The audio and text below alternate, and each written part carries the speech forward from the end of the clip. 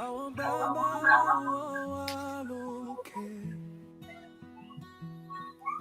wọ́n filẹ̀ yìí sí ọwọ́ wa. Ṣùgbọ́n àgbàgbé ohun tí wọ́n sọ. À ń jagun ara wa lójú ọ̀nà. À ń ta ìtàn wa lọ́wọ́. Ẹ káalẹ́ o ẹ̀yin aráalé. Ọkọ̀ bá rántí ibi tá a ti ń bọ̀. Báwo la ṣe máa mọ ibi?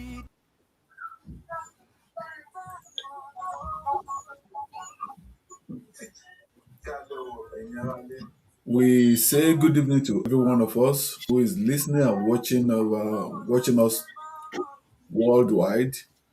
A kí yín káàbọ̀ ní orúkọ Olódùmarè sí orí ètò wa ní àṣálẹ́ yìí.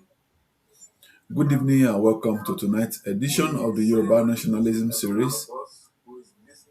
Tonight, we engage one of the most persistent and defining questions in Nigeria's political journey.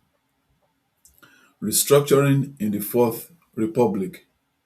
For even over 2 decades of uninterrupted democracy, Nigerians have continued to wrestle with the same fundamental issues: insecurity, over-centralization of power, uneven development, resource control, and the struggle of ethnic nationalities to have meaningful autonomy within the federation. And at the center of this debate lies one word: restructuring. But what does it really mean? Is it simply a political slogan, a return to regionalism, a deeper federalism, or the only realistic path to national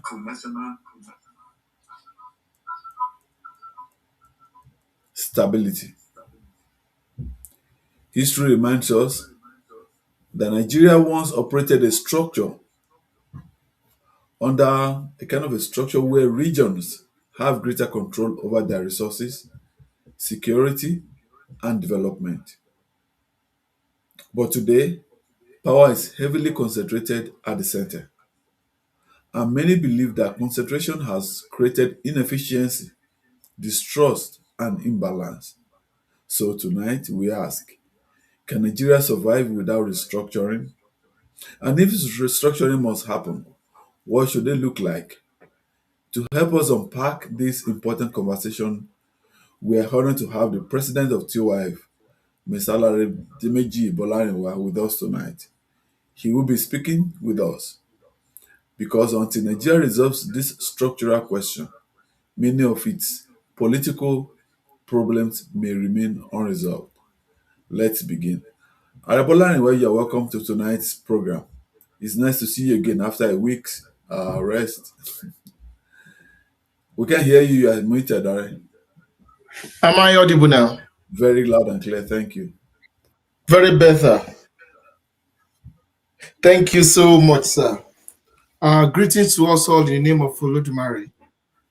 Thank you so much, my able, wonderful, powerful host, Mr.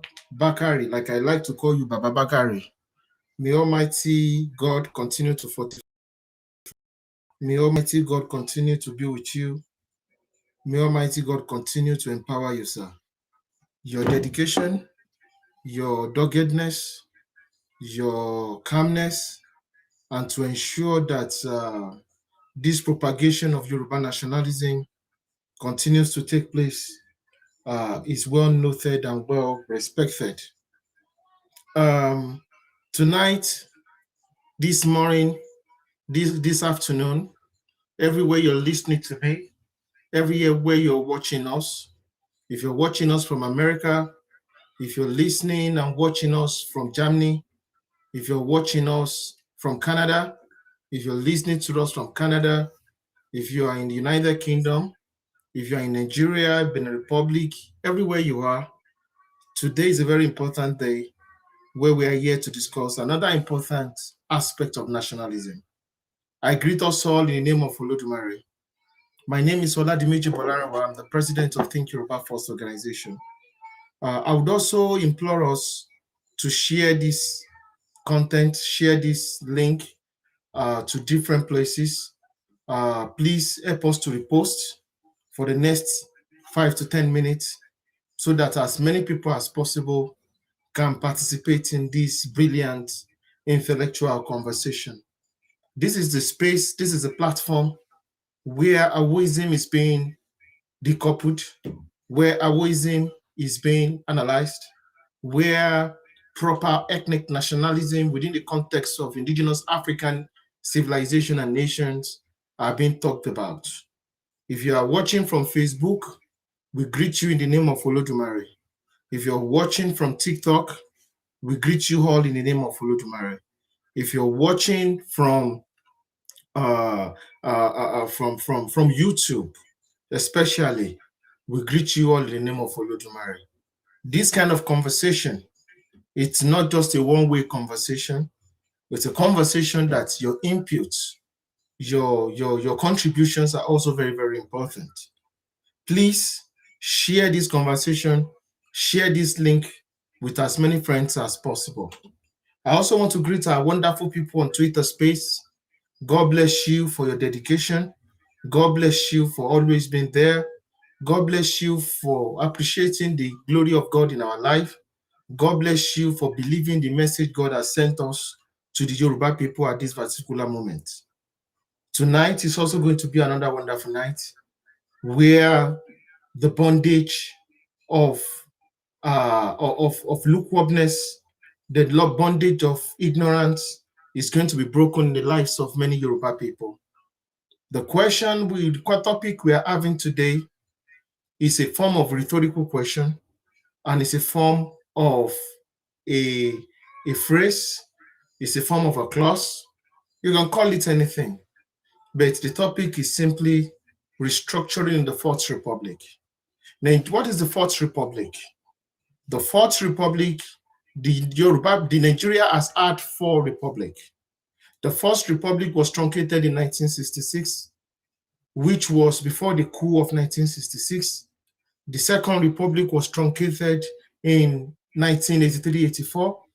The Third Republic was truncated in 1993, which we know as June 12 struggle. Now we are in the Fourth Republic, which started in 1999. Nigeria's Republican era, right from the post-colonial era, after Nigeria got independence in 1960, has always been a bloody one.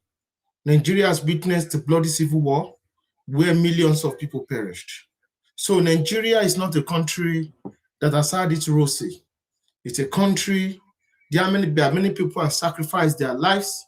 There are many people who continue to sacrifice their lives in order to ensure that the country continues to survive, in order to ensure that the country continues to exist. So what are we talking about tonight? Again, restructuring. The term restructuring has been politicized by many political parties. PDP, that ruled Nigeria between 1999 to 2015, had always said they will never restructure Nigeria. And APC, that campaigned on the banner of restructuring, have within their ranks, like the Vice President Shetima, that said restructuring my foot. What exactly is restructuring? Why is restructuring so important to Nigerian Federation? We have to go back into history to understand where we are coming from. Nigeria is not a nation, it's a country of nations. The amalgamation of Nigeria in 1914, which brought disparate people, disparate civilization into one country, started this thing called Nigeria. So before 1914, there was nothing called Nigeria. Nigeria was a British experiment that started in 1914. It was a British experiment for British economic interests. It was meant to provide raw materials needed to be able to satisfy the industries, to be able to sustain the industries of Europe. in order to be able to sustain the industries in Liverpool, in London, in Manchester, in Leeds, in Luton, in Bedford. That was why Nigeria was created. Now, so Nigeria was an accident of history, was a product of European imperialism. Nigeria never existed in the first place. And Nigeria is not just one civilization, it's a multiple civilization. And the people that are called Nigeria were not just docile when this amalgamation happened. Many of them have been at war for over 100 years. The Kanuris have been fighting the Fulani. The Kanuri Empire had been fighting the Fulani Sokoto Caliphate for over once non-stop of over 100 years. The Oyo Empire and the Oyo refugees have been fighting the Fulani Caliphate for another over 100 years. The Yorubas of Ekiti, Kogi, and some part of Kwara have been fighting the Nupe Bida Emirates for close to another 100 years before the amalgamation of Nigeria happened. The chiefs have been fighting the Tukuns. The Tukuns have been fighting the chiefs. The Biroms have been fighting against the expansionism of the Sokoto Fulani Caliphate that built one of the biggest empire in sub-Saharan Africa, which was built on slavery and on human slavery. Because 2/3 of the population of the Sokoto Caliphate were slaves. So you have to understand where many of us, where Nigeria is coming from. And apart from that, while the European missionaries were heavily Christianizing the South, Lord Lugard ensured that Christianization agenda was not allowed to penetrate the Sokoto Caliphate. Because Nigeria was a product of an advanced form of social engineering. In order to create a Nigeria of their choice, in order to create a Nigeria of their vision. Nigeria was a product of the genius of some people somewhere. And the creation of Nigeria was not just a British phenomenon.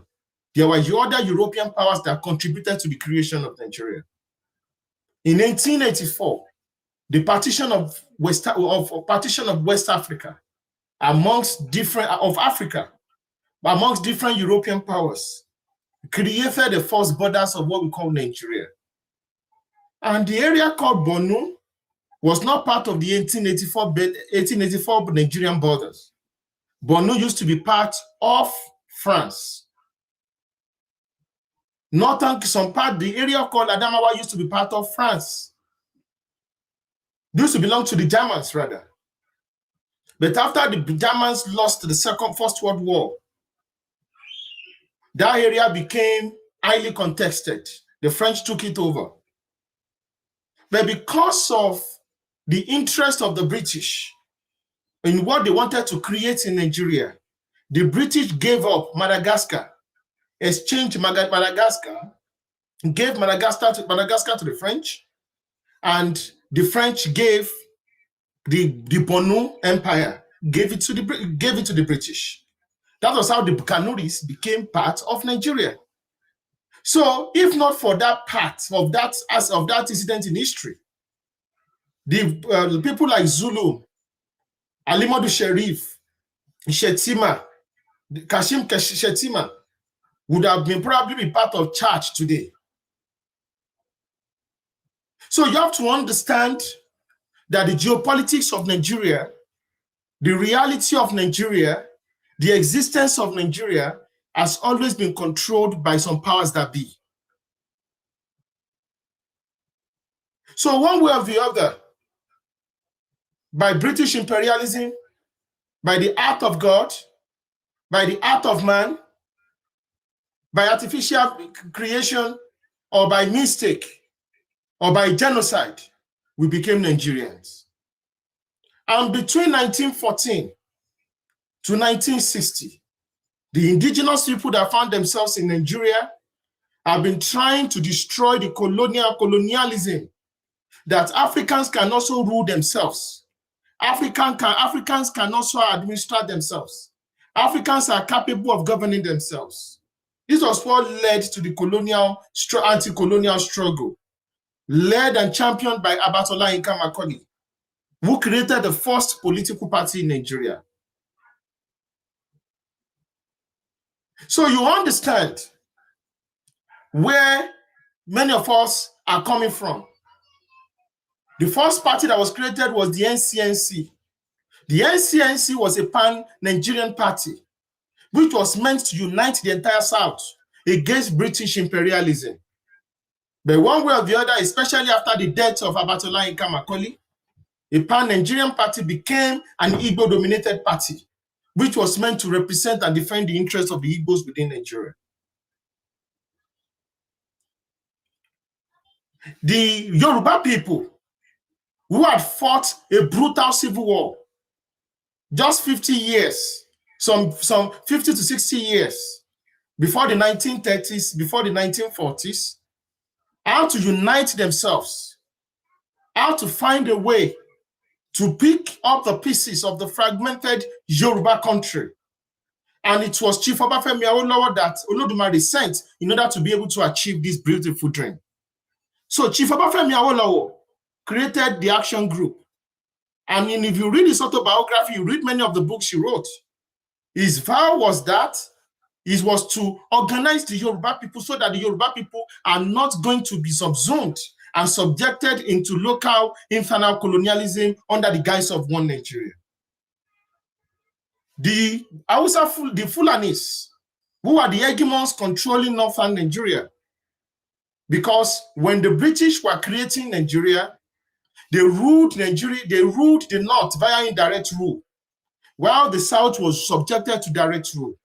The emirate structure, the caliphate structure was left intact.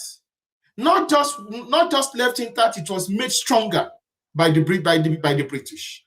They were supported intellectually. A lot of technocrats were sent there in order to ensure that the minority Fulani continue to be in control of all their conquered territories after the Usman Dan Fodio Jihad. So within Nigeria, there were two colonizers, the British on one hand and the Fulanis on one hand. If you go and read so many memoirs of many British administrators, many historians, it is not a lie. It is not a mistake. It is not propaganda that the Fulanis are a form of the local vassals, like by the local overlords of the Nupes, of the Hausas, of the Egons, and even the minority Yoruba people that were conquered in Ilorin. Because this is a history that we need to talk about. And it is that structure that has always determined political, economic, and geopolitical decisions that Nigeria has made ever since then. The Igbos were one of the biggest, after the Fulanis, the Igbos are one of the biggest beneficiaries of of British imperialism. Before 1914, there was no Igbo empire. Before 1914, there was no major Igbo kingdom. Before 1914, there was no centralized Igbo identity. Before 1914, there was nothing called pan-Igbonism. But due to British imperialism and the advent of Christianity, the ethnogenesis of the Igbo nation was created. And the father of the modern Igbo nation was Nnamdi Azikiwe. So the Igbos had the smallest landmass out of the three major ethnic nationalities within Nigeria. Many of the neighbors of the Igbos had suffered under Igalas. The Igalas ruled the Igbos, northern Igbos, for more than 250 years. Western Igbos were under the Benin Empire for another close to 300 to 400 years. Invariably, many of the neighbors of the Igbos used to raid, used to subjugate the Igbo nation for Igbo tribes and Igbo clans for more than 500 years. So the advent of colonialism gave the Igbos a power that they never had since the existence of the Igbo nation. And that is why they so much believed in the concept of one Nigeria, because it gave them access, it gave them power, and it unleashed their own potential. The Yoruba people do not need, I'm sorry, we had an history, had civilization before Nigeria. The Fulanis, they have history across West Africa before Nigeria.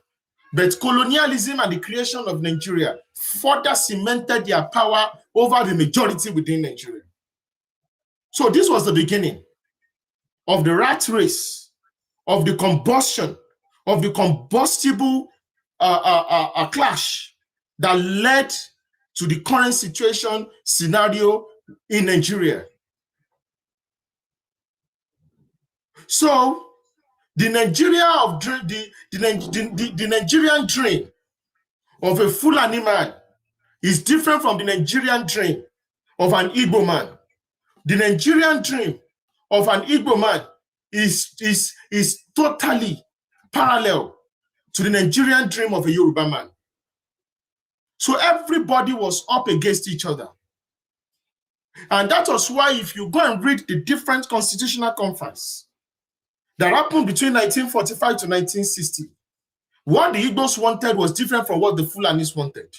What the Fulanis wanted was different from what the Yoruba wanted. Due to colonialism, Igbos were already moving to Lagos, they were moving to Kano, they were moving to Jos, they were getting jobs, they were getting exposed for the first time in their existence to lands, to places, to opportunities they never believed they could get all their life.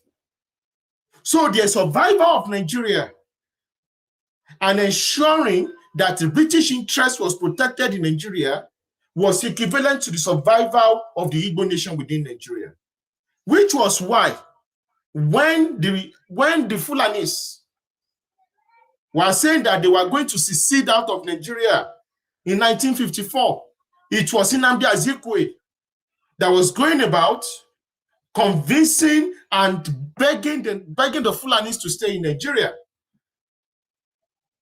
Because the Igbos saw Nigeria as a the Igbos saw Nigeria the way the British saw Nigeria. How do the British saw Nigeria? They see Nigeria where they see economic opportunities for the development of British power and maintaining the British imperialism and power. The Igbos see Nigeria from the same angle, which is why, while everybody was talking about true federalism, ethno-linguistic federalism, where Chief Obafemi Awolowo was saying that the ethnic minorities in the Middle Belt, in the Cross River Ogoja regions, in the Midwest, the Kanuris should have their own separate regions. The Igbos, on the other hand, were saying something else. They wanted a Nigeria where even the ethnic identity will be dissolved and destroyed. Because that was the Nigeria of their own dream. They believe that they are going to replace, they are Christianized, they are Westernized, and they were going to fill in the boots, fill in the shoes when the British leaves Nigeria. The Fulanis, on the other hand, they wanted two things: maintaining of the Sokoto Caliphate structure, the Danfodio structure, and the total political dominance of Nigeria, where Sharia is going to be the law. Sharia law will be the law of the land, which the political and religious leadership of that theocratic state called Nigeria is going to be in the hands of the Fulanis. So there was a deadlock. And the deadlock was the Fulanis, led by Ahmadu Bello, was asking for more political representation and power before they agree to be part of Nigeria. Awolowo was very sacrosanct. He pleaded. He wanted the Igbos. He wanted to work with Nnamdi Azikiwe. He warned Nnamdi Azikiwe that this was going to backfire. Azikiwe never listened. In fact, the NCNC, which has been turned to an Igbo party by Azikwe, connived with the MPC in order to give more political power, in order to ensure, so it was 2 against 1. Anytime the West, led by the Yorubas, that it is very, very antithetical, it is very, very unethical for the Fulanis to be allowed to have more political power over the rest of us within Nigeria under the banner of Arewa, that it's going to lead to an unbalanced federation. Azikwe was sucking up to the North.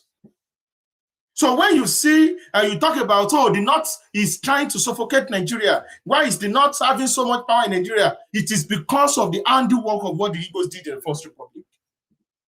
Which is why the decision you make today, politically, in business, in life, affects you for life. That's the way the world works. You cannot destroy Nigeria. Your forefathers cannot make decisions that have turned everybody into slaves within Nigeria. In the 1950s, where almost 3 to 4, 10 generations have been wasted within Nigeria because of this obnoxious judiciary system, which was the brainchild of Nnamdi Azikiwe and Benue Agboese and other Igbo intellectuals like Nrosi, and still be lecturing the rest of us about good governance or unity. Unitarianism destroyed Nigeria. Unitarianism is not for the betterment of Nigeria. It is for people that wanted to forge empires. And I keep on saying this. It is easy for the Igbos to capture the South and go and create their Igbo empire than thinking that they are going to take the whole of Nigeria to create an empire. They failed in the First Republic, which led to the Civil War. They are going to fail in the Fourth Republic. So, Awolowo said Nigeria should be like a large federation with many republics. He gave an example of USSR. He gave an example of Switzerland. That Nigeria is a multitude of nations, is a multitude of civilizations. Zik was not listening. In fact, Awolowo said, let us put secession clause in Nigeria's constitution, so that if any republic or any federation wants to peacefully get out of this thing called one Nigeria, it will be done without any bloodshed. You know what Zik did? Zik wrote a letter to the British and wrote a powerful petition signed by other Igbo leaders that Awolowo should be tried for treason, for trying to undo the amalgamation that the great and mighty British has done. So you need to understand your history. That's why somebody cannot be in Lagos. Somebody cannot be saying Lagos is no man's land. Somebody cannot come from a people that wrote a letter and that people that said they are fighting for Biafran liberation, but they wrote a letter that once they capture Lagos, they are going to appoint a Biafran administrator who is likely going to be an Igbo man in Lagos. And the same people are lecturing you that they are interested in Biafra. You have to, when you believe such a thing, that means you are not politically intelligent. The Igbos do not want Biafra. The Igbos want the whole of Nigeria to be their Biafra. You need to understand that. That is their own definition of Nigeria. I have told you the definition of what the Fulanis want. The Fulanis want land. They want to be indigenous. They want to claim equal rights across all the indigenous places in Nigeria. Same thing as the Igbos. Which is why the MPC and NCNC political collaboration in the First Republic makes sense. The Igbos are nomadic. The Fulanis are nomadic. Their reality and their agenda within Nigeria is to extract resources and demographically inhabit and contend political power and economic power with indigenous people across Nigeria without respecting indigenous spaces, status quo. So it makes sense. So your unitary system actually makes sense to them. I don't want to go into different quotes by Igbo leaders and Fulani leaders within Nigeria. Because what Azikwe said was it is a matter of time before the Igbo race are born to conquer Africa. What about Amadou Bello, he said Nigeria is going to be an extension of the estate of his great grandfather, Uthman Fodio.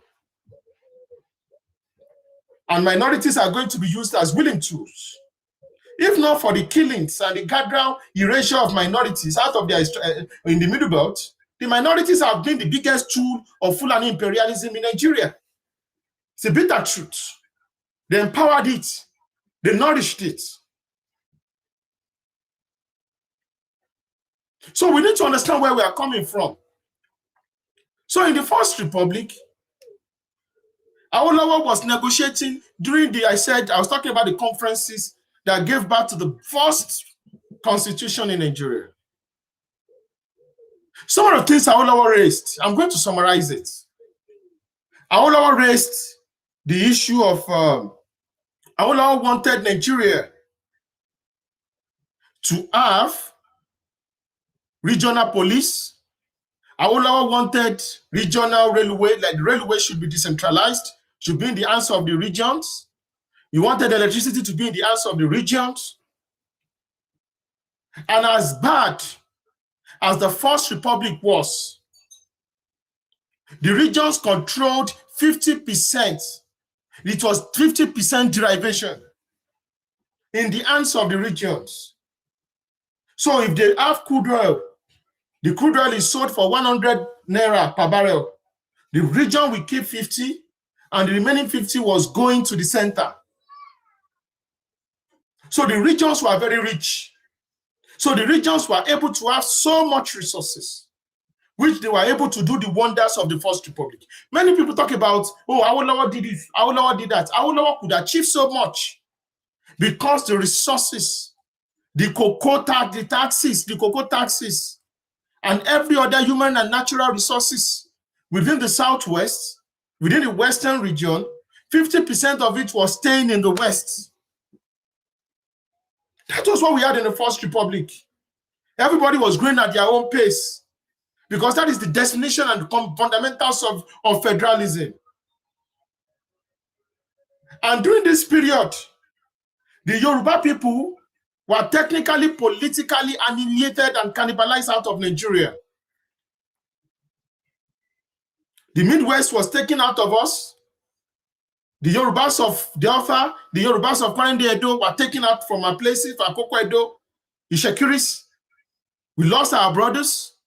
Well, another chunk of our brothers in Kogi and Kwara were left in the north. Lagos, in fact, Azikwe was making political, was trying to make more, was making political demands that more land should be taken from the Western region and added to create more bigger Lagos.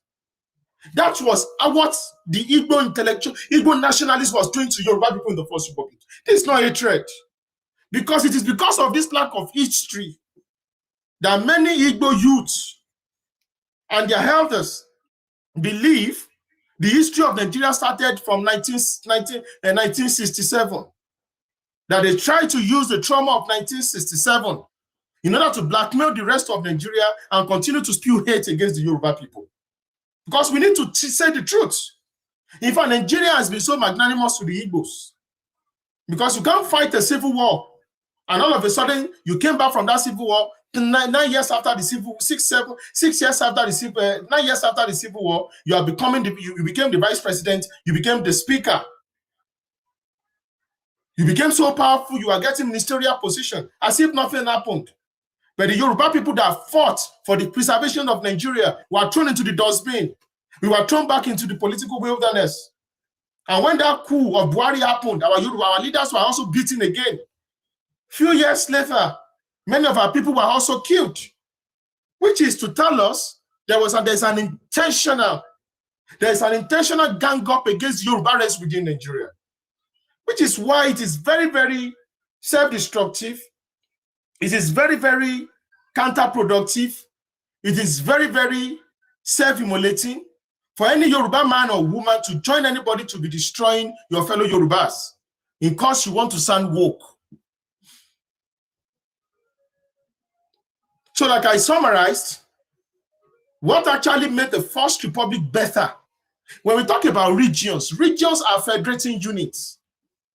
Because we need to bring the reason why you say, oh, the regional movements, if they turn the entire Southwest into Oduduwa region today, and you still don't control 50% of your resources, you are still going to struggle.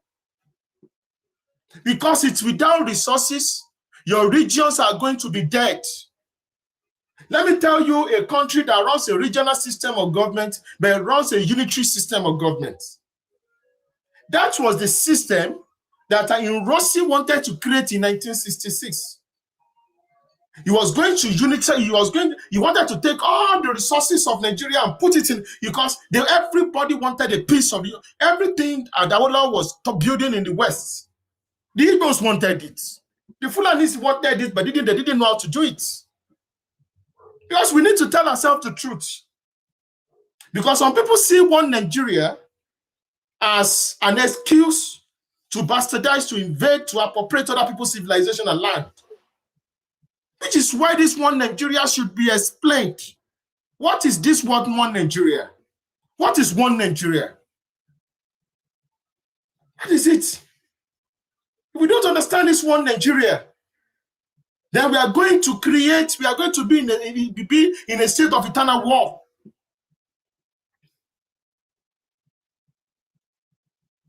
So the only advantage, regions are federating units. Tomorrow now, somebody can change states and say it's no longer called Osun State. It is now called Osun Province. It means nothing. So you can have Osun Province, or you can have states, or you can have regions. You can have cantons. Anything you want to call it. In Germany, they use states. In America, they use states. In Canada, they use province. So those are just semantics. In the First Republic, we were using regions. In Ghana, they use region. In Nigeria, we use states. So I was saying that there is a good example of a country that runs a regional system of government, but the resources is centralized. A good example is Ethiopia. So if anybody does not know history, you're going to think Ethiopia is running a regional system of government. No. Without resources, without the regions or the federating units controlling their resources, there is no federalism. So what Nrosi and the fellow other northern hegemons and their allies that came after Nrosi, what they successfully did in their bid to keep Nigeria united, it was that they kept Nigeria united, but Nigeria was united in poverty. It is feudalism. They took us back into the Stone Ages. There's no prosperity because it was centralized. It is those in Abuja, at the capital. It is their vision for Nigeria that goes straight into the federating units. So if anybody takes over Nigeria now today, and what he wants to be pushing is Sharia law, then the rest of Nigeria is going to be under Sharia law. Another person comes in, he wants to be pushing cow, just like Buhari. The interest of cows, the interest of Fulani others, talking about Ruga, cattle colony, and other shenanigans. Then the rest of Nigeria is still going to be in that state of chaos. From 2015 till now, Nigeria has not come out of the Fulani invasion that has invaded us. We've not been able to have a solution to it. It is killings, kidnapping of children, pregnant women. There are thousands of Nigerians in captivity all over from the southwest to the northeast in the hands of these non-state actors, mostly from Fulani ethnicity.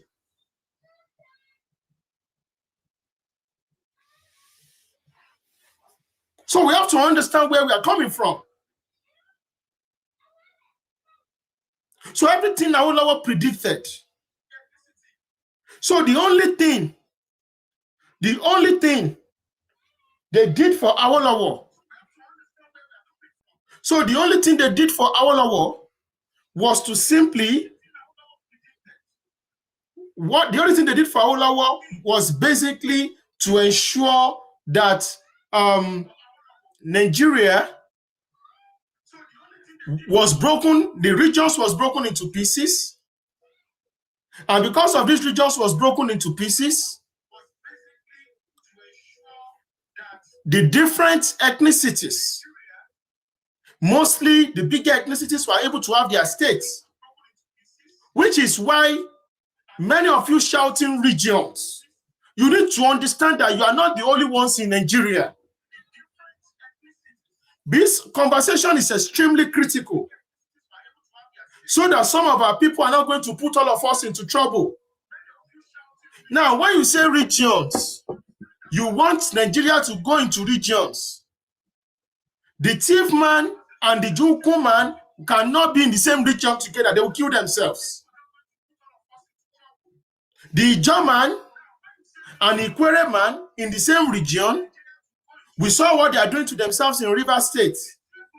Now, you not take Bayelsa with the back, with the bulwark of the Jos, you put it together with Rivers again.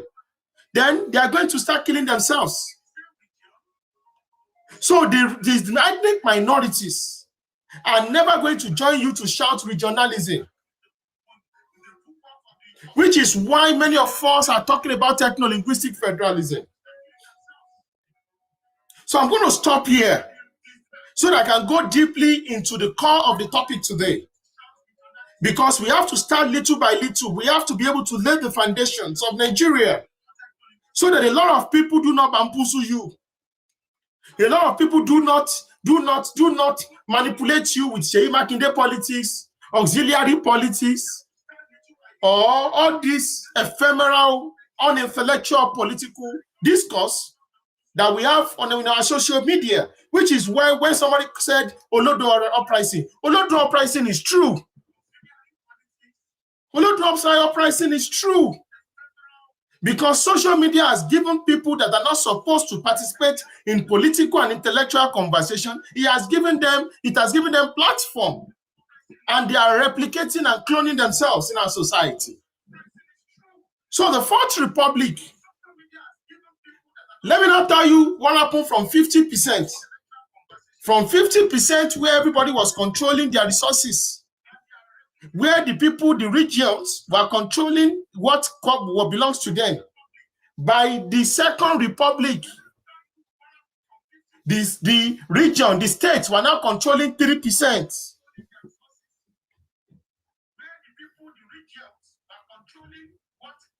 They are not controlling themselves. So that is how bad things are. So from 50% to 3%.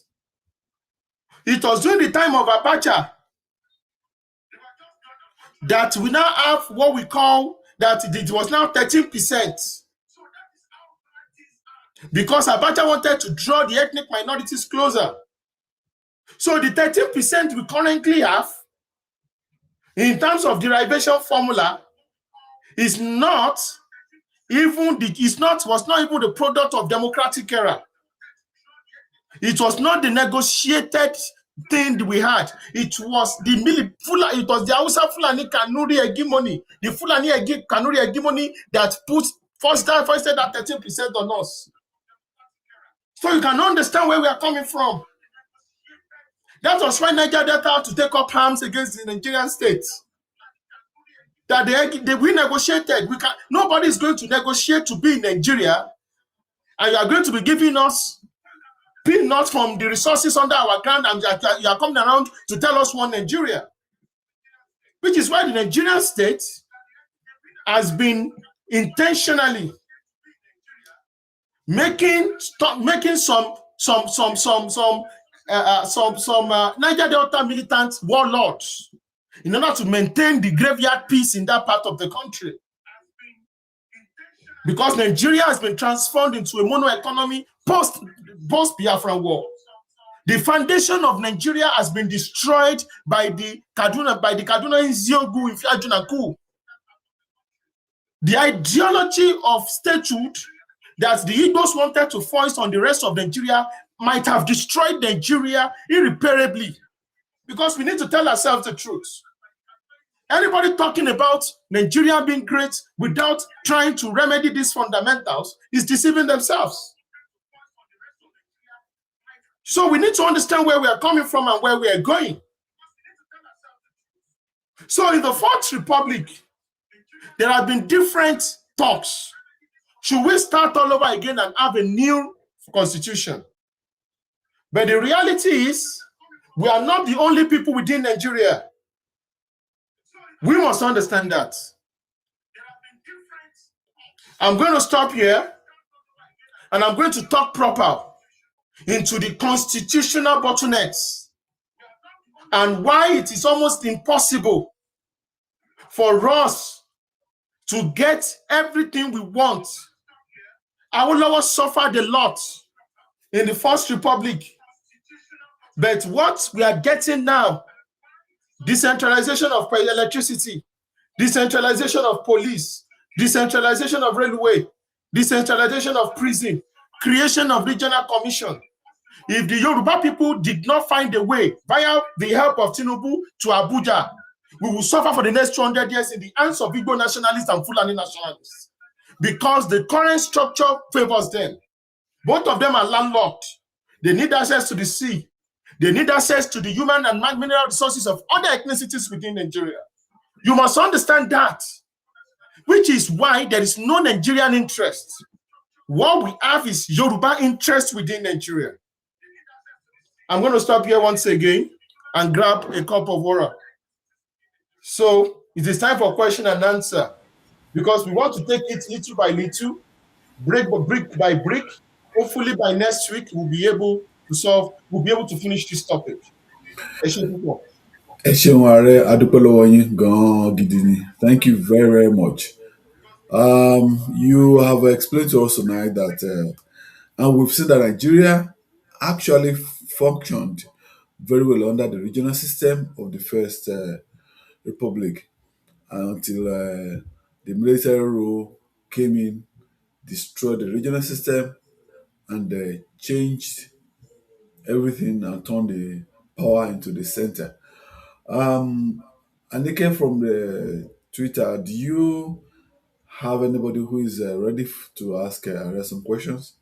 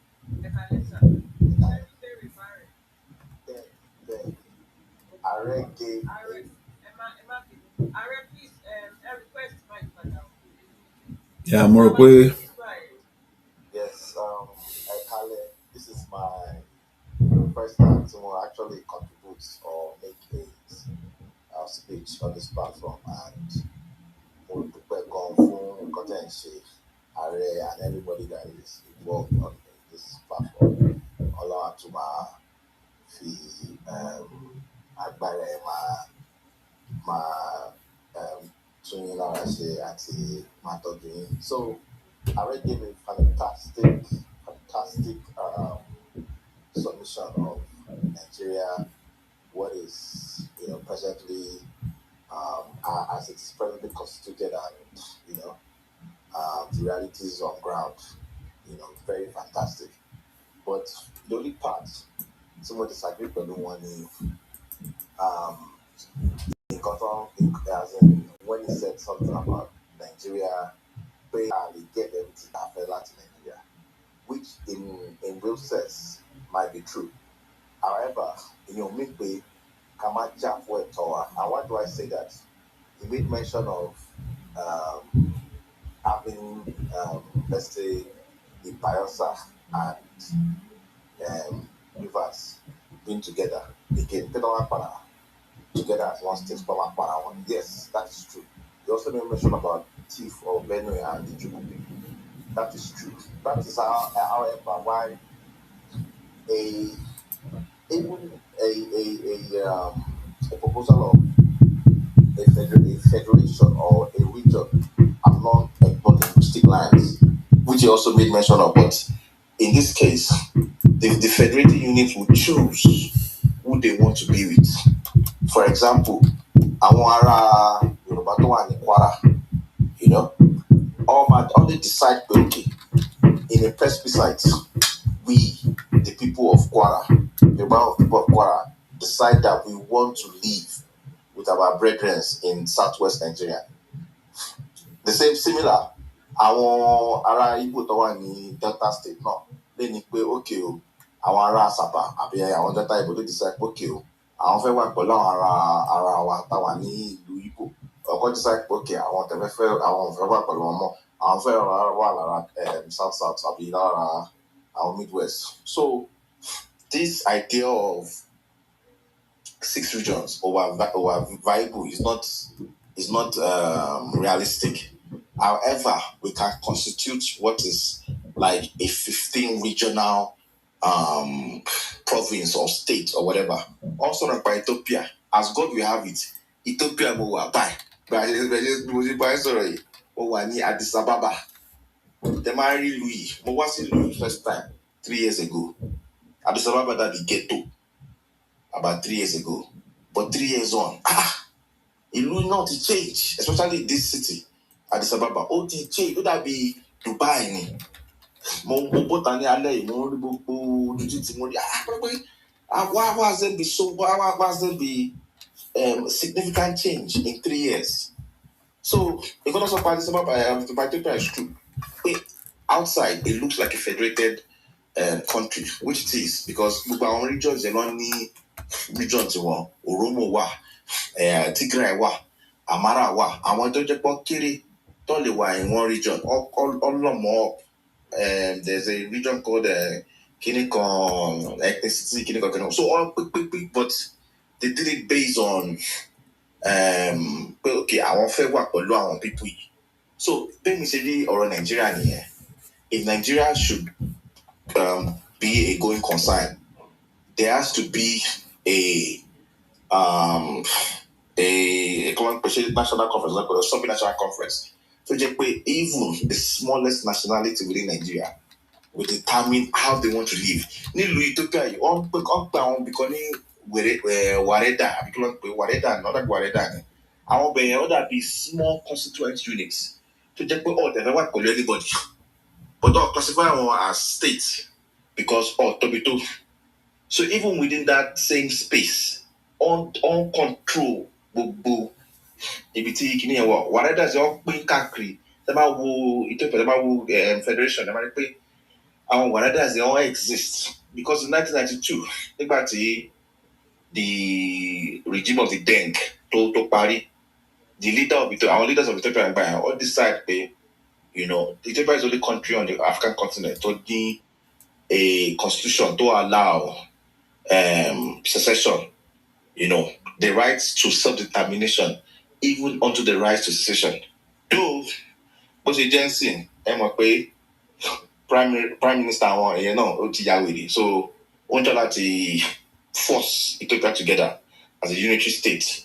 But even as there must be, it's even it is still within the constitution of Ethiopia that, so mo kàn fẹ́ ní pé kí n sọ̀rọ̀ kí n jẹ́ kí àwọn èèyàn mi sọ̀rọ̀ ní jẹ́ kí ààrẹ kọ́ padà answer ọkọ̀ bẹ́ẹ̀ ẹ ṣe gan.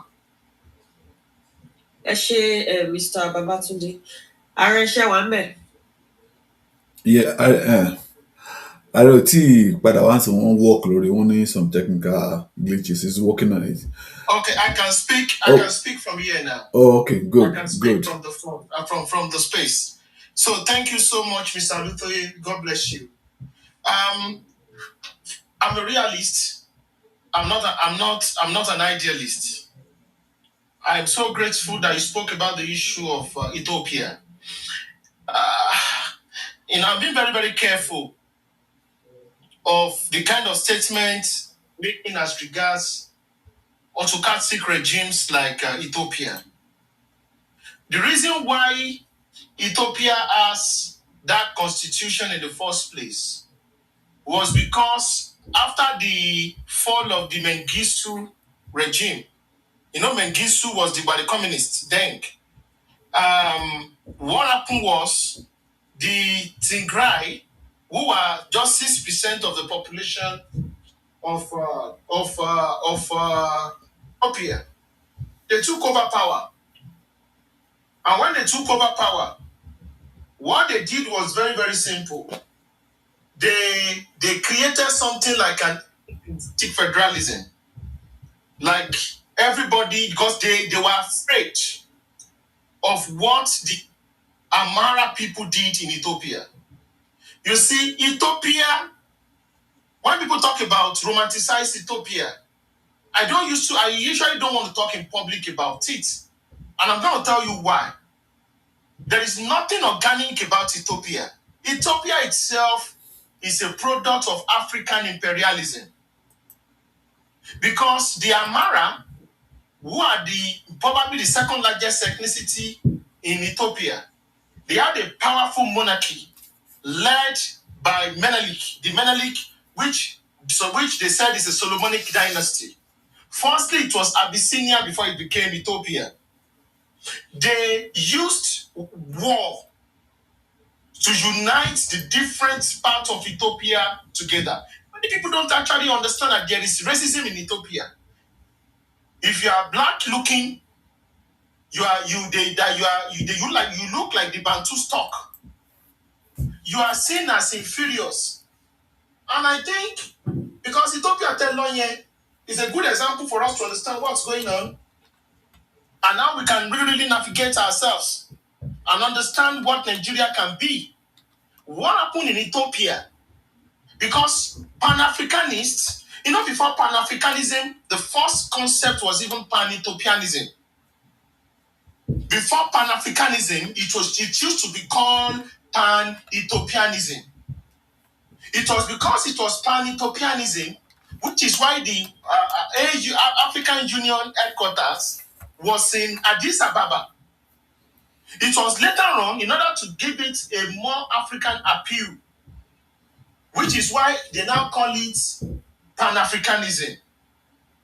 So what they did in Ethiopia is and that is why Pan-Africanists, the concept, when they talk in public, detribalization, all those, let us forget about our identity, the kind of nonsense that Nnamdi Azikiwe was talking about, was something that had already been practicalized before European imperialism in Ethiopia.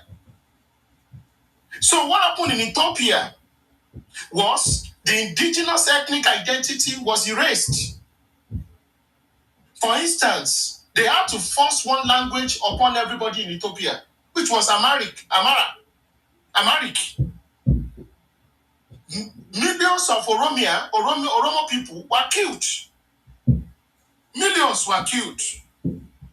If you dare stand up, you are going to be subjugated. You are going to be crushed.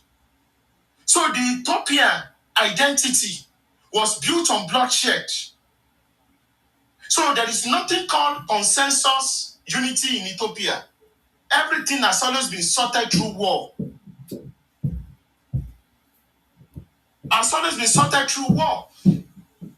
So you have to understand this reality that we are facing. So that was why a lot of people copied this methodology. They copied this system. They wanted to bring the same thing. That was where the Igbos, Nnamdi Azikiwe, copied this methodology from. That what they did in Ethiopia, they can bring it to Nigeria and it will work. So they will force one language, they will take over Nigeria. So that's why you saw Abiy Ahmed was at first, who is half Oromo, half Amara, was using the Amara to destroy the Tigray before he got into power. After he got into power, he switched card and is now playing his Oromo card and trying to create a unitary system of government. Unitarize Ethiopia. Just like Abiy Ahmed is just like is an emperor without a crown. Because under the past Ethiopian emperors, they call them the Lion of Judah. You know, that was where the Rastafarian movement started from. You know, so they were actually it was an autocratic unitary system. So when people romanticize Ethiopia, Ethiopia is the only unconquered country in Africa. It was not colonized. It is all lies. Because in Ethiopia, there was a form of colonialism that happened on the ground. The Amara colonized the Afar. They colonized the Gambela. It is in the Gambela region where you have the Bantus, black people. The Gambela people that is one of the richest place for agriculture. They don't even have feasibility. You don't even know they exist. They are ethnic Noahs. They have ethnic similarity to the Noah people in South Sudan. They are treated like a low caste, no political power, nothing. In fact, they don't used to allow them to go to university because they look like me and you. And some people are telling us, let's forget about radicalism and let's forget about ethnicity. Sometimes I don't understand. Because some of us live in a world of reality and we understand. We don't want to be like it is the elites that continue to tell the masses in disillusion. That is why I'm sorry to say that it is very difficult for me to go to any platform or any space to talk, because the kind of thing that is being said there, people don't actually understand what is going on. You can't go up there. Because we need to understand where we are going and where we are coming from and where we are going. If you understand the Igbos used to use Ethiopia. Now the Igbos are now always used to. Now they use Rwanda as a good example. And if you also look at the North, since the Iranian Revolution of the 1980s, the Iranian Revolution, the Northern Arewa nationalists have always also been using Iranian Revolution as what example of what should happen in Nigeria. Because Iranian Revolution turned a multi-ethnic country into a mono-ethnic, autocratic, theocratic Islamic state. People don't understand this reality. That in Iran, you have black Iranians. In Iran, you have Turks. In Iran, you have Kurdish people. In Iran, you have Azerbaijanis. In Iran, you have Arabs. But after that revolution, the Persians, who are the slight majority, 50-55%, took over the entire country and took over the country. And they were able to use theocratic colonialism to enforce their will. And now Iran is now called a Persian country. The ethnic minorities, they are gone. No, they are gone. And that is what you see.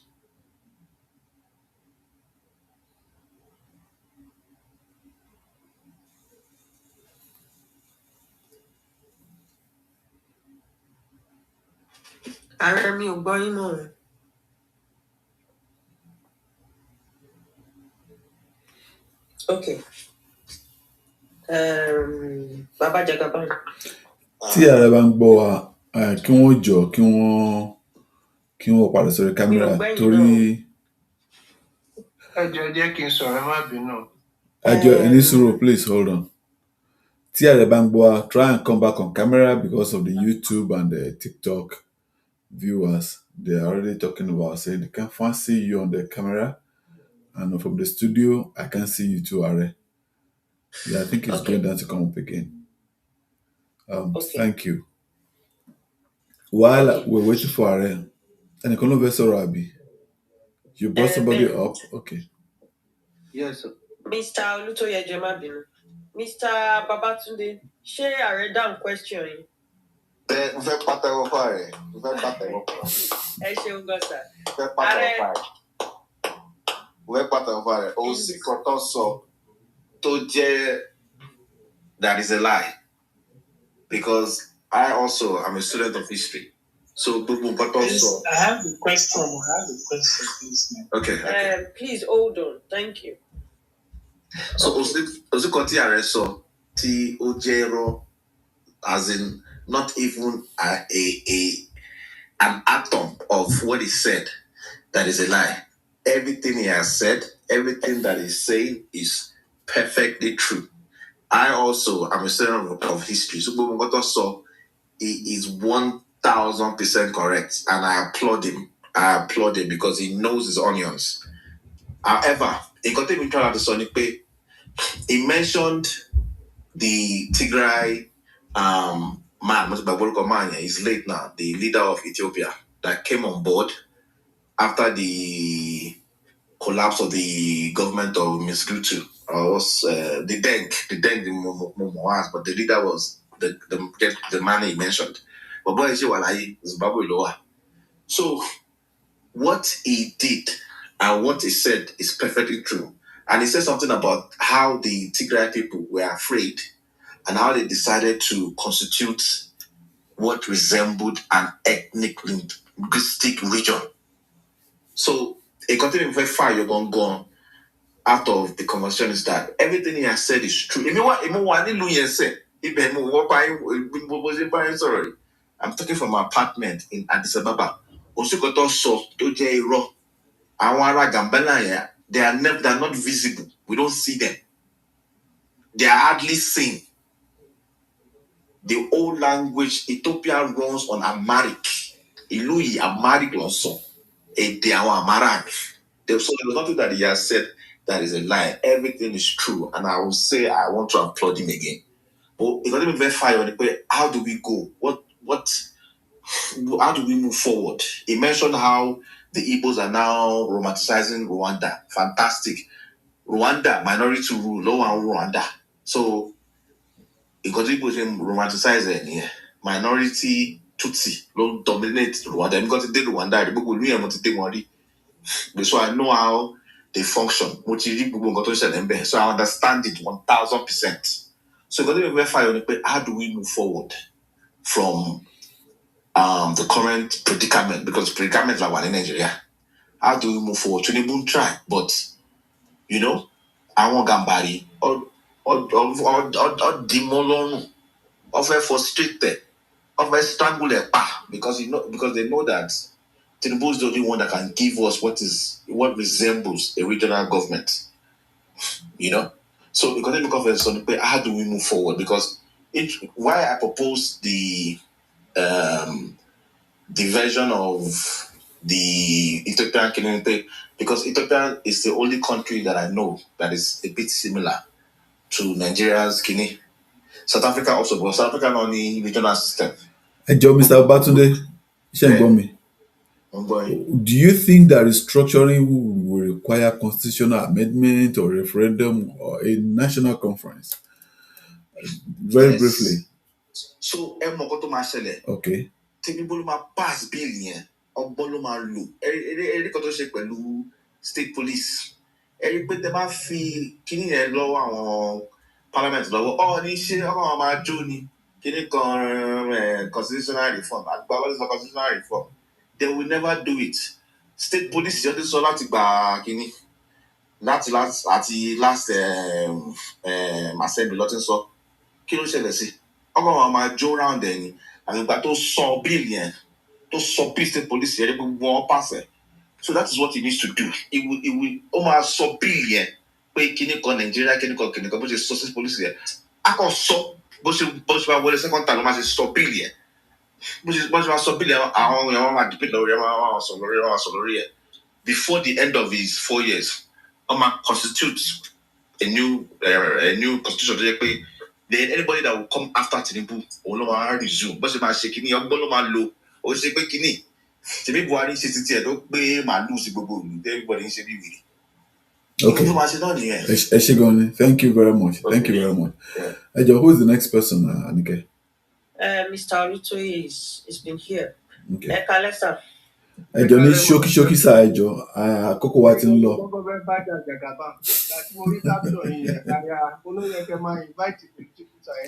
Ẹ má bínú. Gẹ́gẹ́ bí nǹkan tó ṣẹlẹ̀ lánàá, mi ò gbọ́rọ̀ ọ̀rọ̀ báyìí rí lẹ́nu èèyàn. Ẹni tí mo gbọ́ nǹkan tó close mọ́ ni Edmond Obilo. But arákùnrin wa ọ̀gá tó sọ̀rọ̀ sí ọ, ó tún wá sọ extensively. So ó jẹ́ kó rí mi wú because I'm a political scientist. But as he said, he was a realist. I'm also a realist. So I understand him, more understand gbogbo nǹkan tí wọ́n sọ. And mo fẹ́ give money credit. But what I see in all these things is that I'm important. To move Nigeria forward is not difficult at all. But àwọn èèyàn kan náà ló wà behind it láti má jẹ́ kó ṣe because wọ́n ti. Ẹ má bínú, Mr. Olutoye, I was going to accept somebody's mic. Please unmute yourself and continue. So wọ́n ti say a lot of things how to move Nigeria forward, but yet they're still holding it back because of interest of region or interest of a personal interest as against national interest. And I don't see the need for that anymore. It is now for us to fight for ourselves and now to liberate our people from all this. We cannot continue to look and be pushed back. It is too much. I don't want to go into history of that, but it all is so bó ṣe rí láti bẹ̀rẹ̀ débi tó ṣe wà. So we lè fẹ́ nǹkan tí mo fẹ́ sọ nìyẹn ṣá. So ẹ ṣé gan. Okay, ẹ ṣé Mr. Olutoye. Ẹ ṣé gan. Digital, please hold on. Mr. Olutoye, I would love to invite you to always join us on TYF Spaces. We usually have Spaces Nationalism series and Nationalism Hour every Monday, Wednesday, and Friday, right? And we usually have Are on Wednesdays, delivering lectures. Also, Saturdays like this. So if you are somebody here who is listening to us for the first time, please always join us on TYF Space. Please follow the official handle. You always see it when we have any program or spaces available. We also have YouTube. Are and Mr. Bakari is currently live on YouTube, on TYF YouTube channel. You can watch them if you love to see visuals, and you can always also be here on X Space. So I'm inviting you to always be here, not you alone, others also in the listener section that is listening for the first time. YouTube and TikTok, please. I would like to have a notification or something like that. Please, so I can put it down. Please follow the TYF handle and turn on our notification. You always see. Where is the handle, please? That is the handle I'm speaking from. The host. I can't please my follow handle. the host. I will. Okay. So, Digital, are you there? Yeah, I'm here. Okay, please. Yeah, thank you very much. Ẹ ṣé o, ẹ káalẹ́ gbogbo ilé. Ọlọ́run á wà pẹ̀lú gbogbo wa. Mo dúpẹ́ lọ́wọ́ Ààrẹ.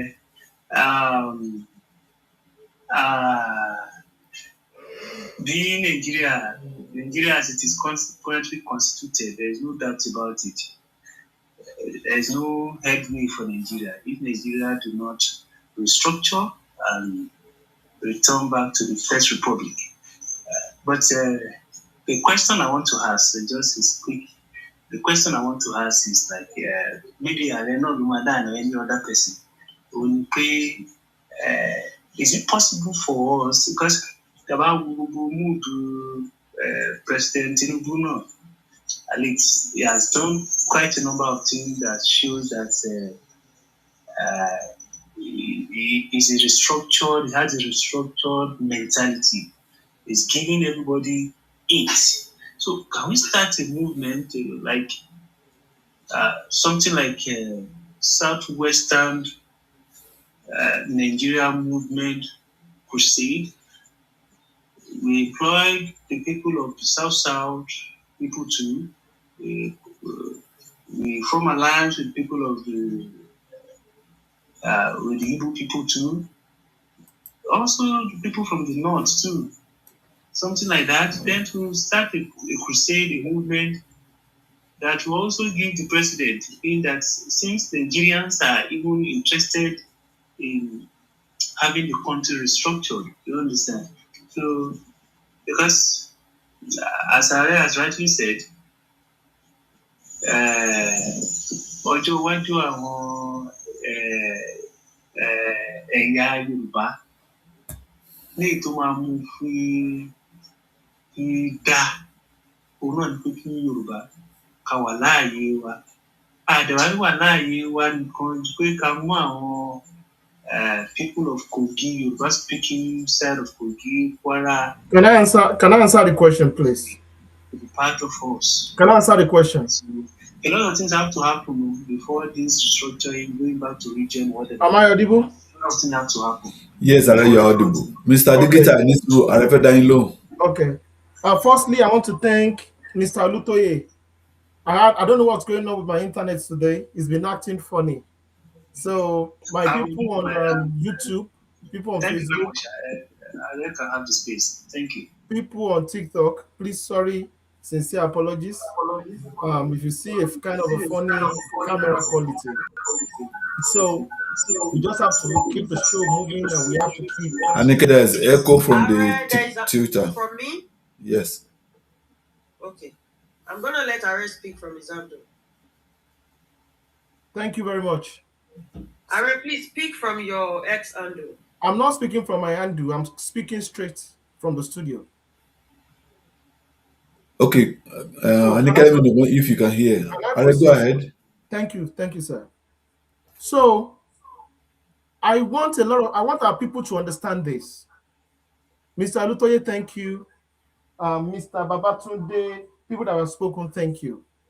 Sherry, anything about the movement, if I better movement, you need to count me out.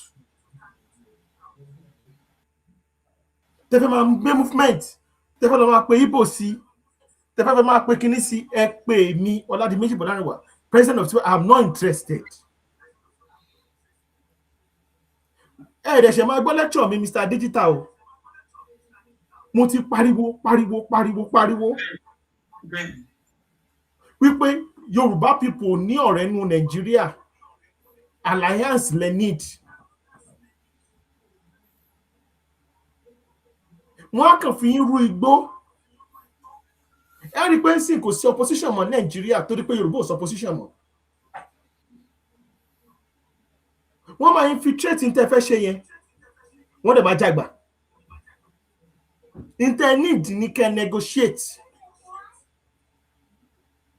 Bí Niger Delta ṣe fi oil resources wọ́n negotiate. Yorùbá lè fi economic power wa ká fi negotiate fún ta fẹ́. Bá ṣe máa ṣe mi ò ní sọ openly bí. Ṣùgbọ́n pé we need to start a movement. Kí ló fi movement ṣe? That is why we have an institution like TYF. Torí la fẹ́ ní institutions like Dawn Commission. Torí la fẹ́ ní institutions like Afenifere. You go to them, you go and ask questions. Ẹ lọ lobby ní interfere. How many placards? How many kini la ṣe ká tó ṣe Àmọ̀tẹ́kùn? Protest mi ló lẹ ṣe tẹ́ fi bẹ̀rẹ̀ state police. Protest mi ò lẹ fi ṣe tẹ́ fi bẹ̀rẹ̀ ṣe tax reform. We are not victims of ni is a victim in Nigeria more. I need láti kọ́ mindset sí Nàdẹ́kò. So there's give lecture over 40 minutes. Mo sọ fún yín pé agenda Igbo nu Nigeria yàtọ̀ sí agenda Yorùbá. Ẹ̀yin ló sọ pé ká lọ bá wọn.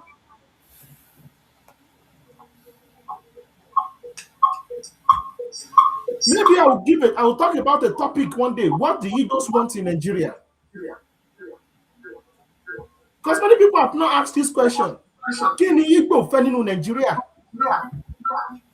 Kí ni Fulani fẹ́ nínú Nigeria? Kí ni Yoruba fẹ́ nínú Nigeria?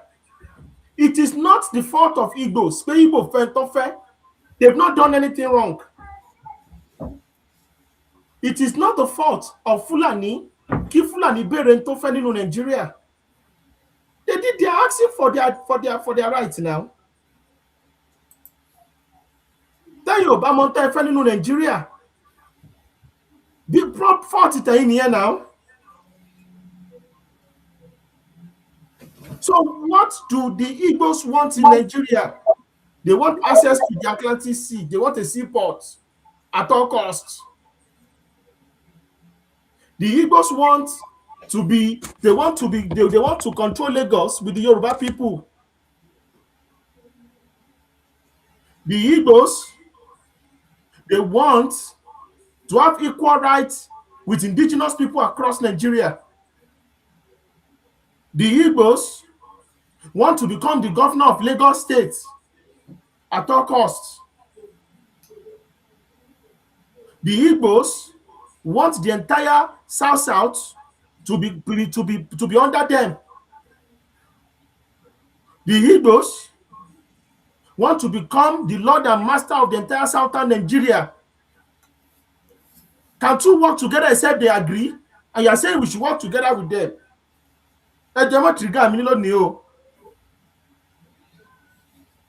Because this is just fundamentals. Don't let people trauma band with you. We don't share the same interests. Torí ẹni south àti southwest not we get along because our méjèèjì are an interest we are contented. Yoruba people are contented with southwest. Most south are contented with south. Yoruba people want resource control. South wants resource control. Yoruba people want ethno-linguistic federalism. South want ethno-linguistic federalism. Yoruba people have crude oil, they have large oil and gas. South has large oil and gas. Yoruba people have refinery. South has refinery. Yoruba people have access to the Atlantic coast anyhow you want it. South wants access to the Atlantic coast. So why should both of you go and be doing alliance? South has enough land for its people.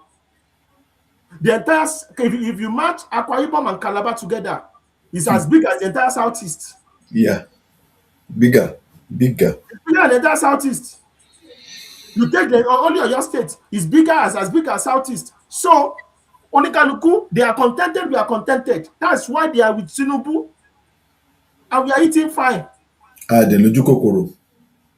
So why are you not saying you should bring people that are looking for opportunity to annex Lagos? They want access to the sea, and you are saying Kejelomo movement. Now. We are not that powerless, and if we really want the Yoruba of our dream, which is to protect ourselves within Nigeria. Let me tell you the truth for those of you that are shouting Yoruba nation.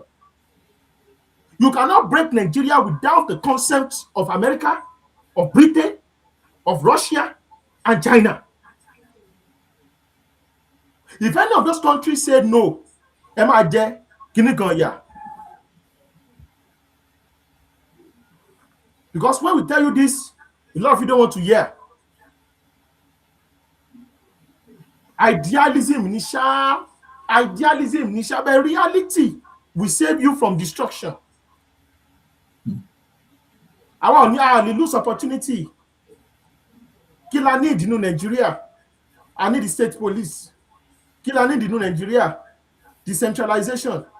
Gbogbo biometrics database kan decentralize ẹ̀. Second term of Tinubu, I'm saying it on here, what we should be fighting for is they should increase the derivation formula to 50%, like the First Republic. Because look at the resources in Nasarawa, the lithium reserve, the resources in Zamfara. Let everybody, let us go and be developing our mineral resources. Look at the lithium in Oyo State.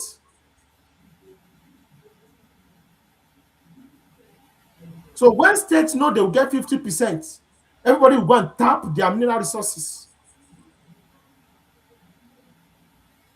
Because the 13% derivation, it was after 13%. They are now doing 3%, they still give 3% to the host community, 16%. That is the madness that PDP created for indigenous people in Nigeria. PDP is an Igbo plus Fulani party. It's the bitter truth. There is nothing pan-Nigeria about it. Terrible combo. There's nothing pan-Nigeria. It's a political party of former generals and their accomplices. Àwọn tó form PDP were the people in NCNC, MPC, MPN, Alex Ekweme Kakos, and the former generals. Those are the people in PDP. PDP, power. It's all about power. Status quo. People. Power to the people. So if you look at that's the Indokoba APC there in the àwọn CPC element yẹn, àwọn náà bá dá orúkọ APC jẹ́. So even APC tí ó wà manage tí ó wà marketable ní places like Ọ̀ṣun, àwọn tó ti wà radicalized láàrin wa ni àwọn èèyàn bí Arẹ́gbẹ́ṣọlá. But they say all sort of terrible things in public. So we need to understand where we are coming from and where we are going. So mo fọlọ́run bẹ̀ yín, Mr. Digital, ẹ má bínú bí mo ṣe sọ̀rọ̀ o, ó ká mi lára ní o. Olúkálùkù máa gbọ́mù yẹ̀ ẹ̀dá nínú Nàìjíríà ní o. Last. In time sọ yẹn, movement èmi ọlọ́run ní jẹ́, no TY member all over Nigeria in the 10 states that TYBs plus FCT. Ẹ jẹ́ n sọ̀rọ̀ o.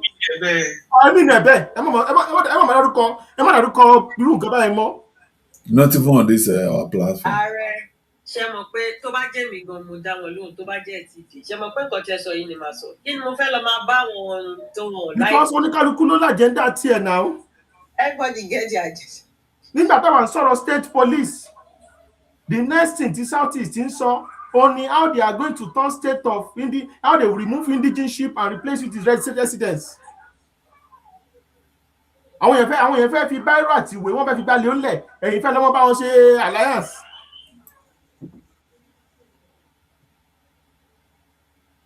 So we don't, and I gave a full lecture that lónìí that in táwọn need ó yàtọ̀ sí in táwọn need. Ó yàtọ̀.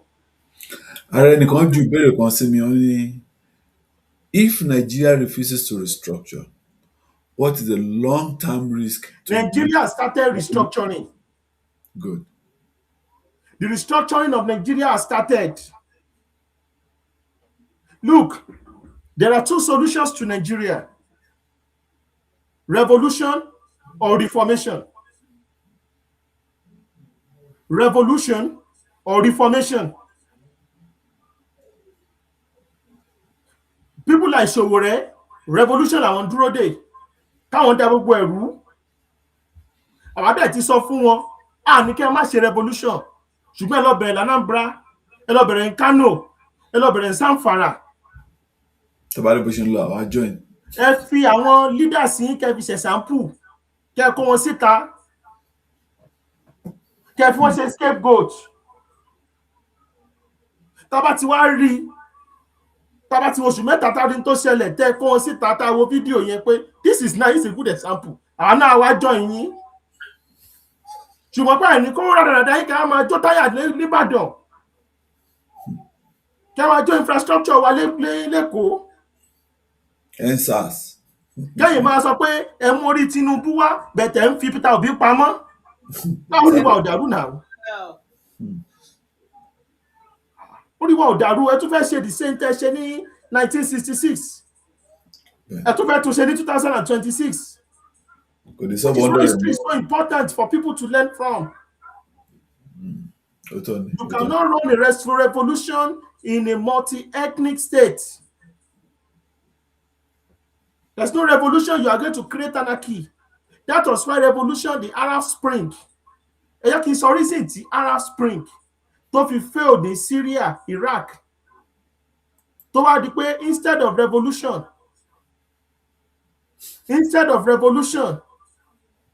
it now led to killings.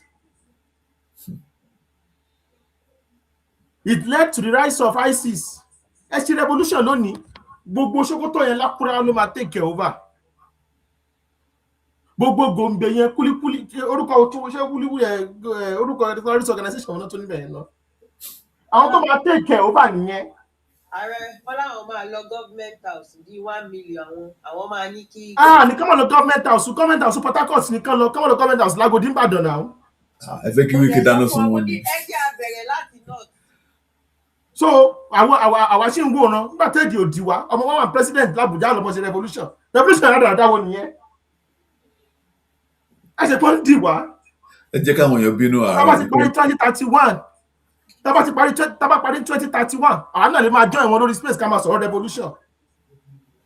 Tọ́tọ́mọ́ tí wọ́n máa parí 2031 àwọn máa ká tó bẹ̀rẹ̀ revolution.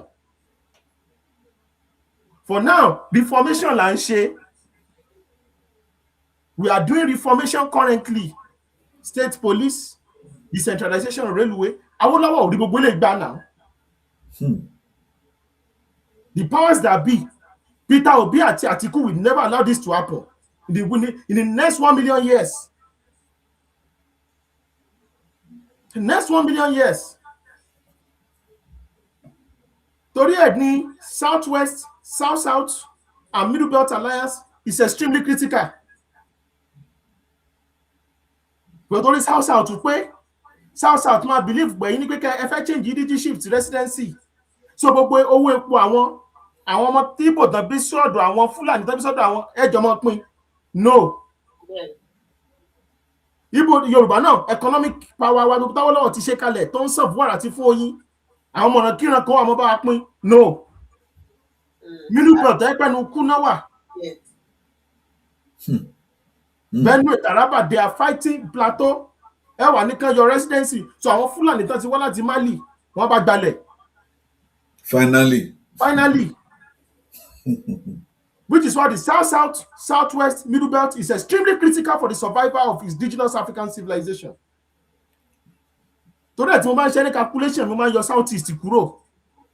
Mi tẹ́ fi wọ́n sínú wọn sí ní. Because wọ́n need the access to the sea. They need access to the sea. Olúfúnmi Grace. This is on in the 1960 First Republic. They bottled, they want to destroy it. Wọ́n ti fọwọ́ ara wọn ṣera wọn. In the First Republic, they had 2 premiers. They were the president of Nigeria. Yeah. They were the Senate president.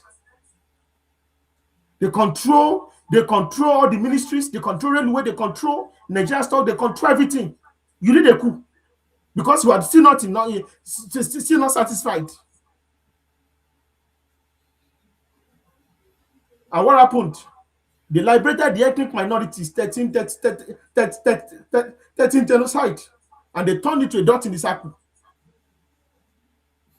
Ìjọjúmọ́ lè máa sọkún seaport. Wọ́n máa sọkún yẹn títí láíláí ni. In tí wọ́n ṣe fún Southeast, ó ní wọ́n ṣe fún Serbia after the fall of Yugoslavia. Yeah. Serbia was turned into a landlocked country. Ẹ jẹ́ tí wọ́n sọ tí Sherry, people need to understand history. Wọ́n pe country kan ní Bosnia. Nígbà tí Bosnia kàn ní bí 20 kilometer access náà ní sí òkun. Ṣé àmọ́ táwọn Croatia lọ ṣe fún Bosnia? Àwọn Croatia wá lọ ṣe bridge sí ibi area tiwọn in order to block Bosnia from having full navy. Wọ́n bẹ Bosnia ní ẹni tó bá já bridge àwọn is a declaration of war. ẹ̀mí ẹ̀ ti jábọ́ nìyẹn. So 2 countries ni wọ́n sọ di landlocked. Bosnia jà fitafita, wọ́n ja ogun láti access to the sea. Croatia tún lọ build the bridge sórí ẹ̀.